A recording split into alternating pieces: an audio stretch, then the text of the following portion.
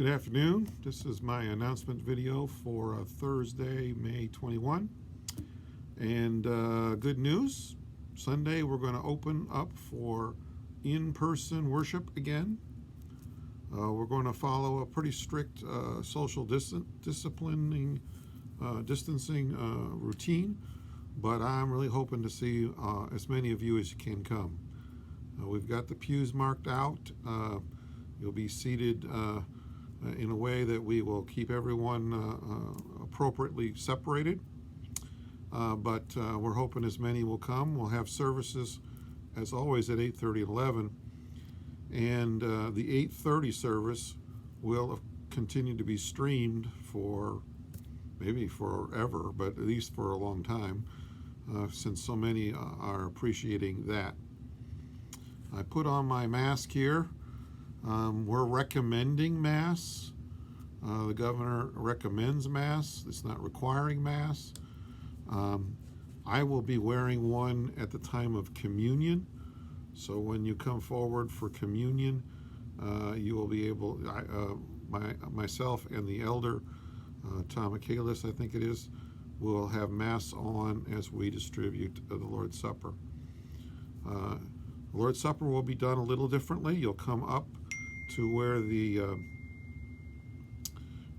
baptismal font sits, and much like we do on Ash Wednesday, you'll receive the sacrament and return to your seats. We're going to usher you forward with the pulpit side first, go all the way to the back on the pulpit side, and then all the way back on the lectern side.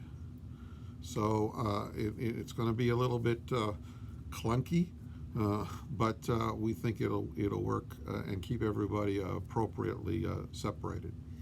We're really looking forward to seeing you if you can come. If you are concerned about your health or concerned that you're in one of the high-risk groups, please don't do anything that's going to harm yourself. And of course, if you are not feeling well, really for any reason, but specifically have a temperature or the cough, please don't come. Contact me and I'll try to see if I can get to you, but we have to be very conscious of the people around us. Other things, Monday, our DCE intern, Clara Schlesinger, will be coming and taking up residence in her apartment. We have an apartment secured for her at the Icon, a apartment complex here in Hewitt. And she'll be moving in on Monday afternoon, I believe.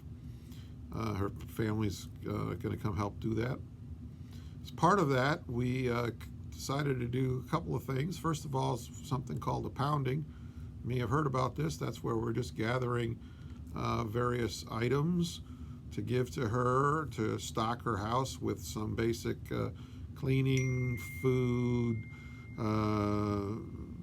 things like that, laundry detergent, that sort of thing.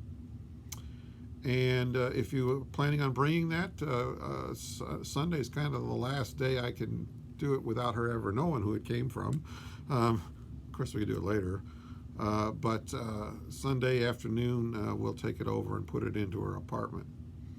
The other thing we decided to do, really last night at Church Council, is to take up a collection to buy her a washer and a dryer to put into this apartment.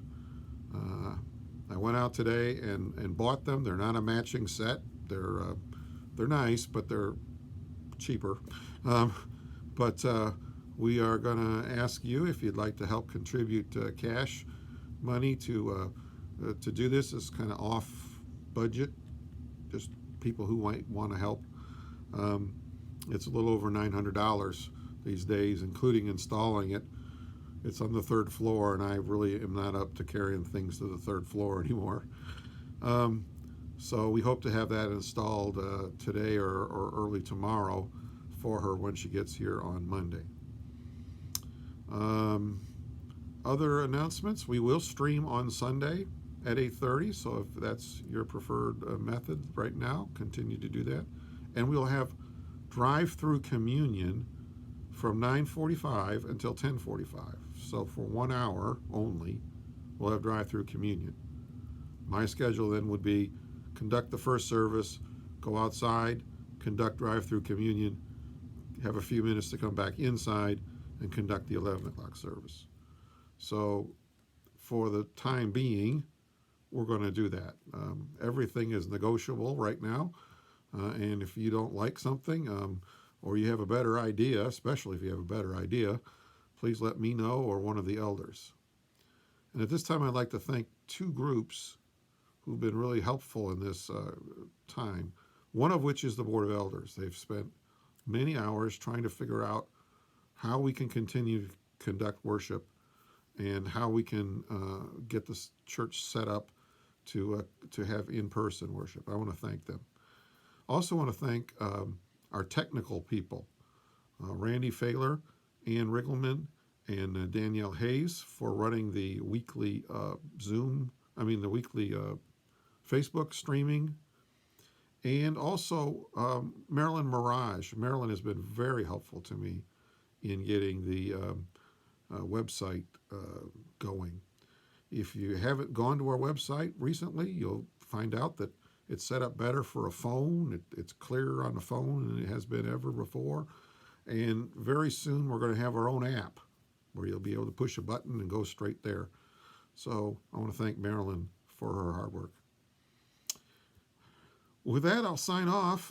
Please let me know if anything you can do to help, or I can help you.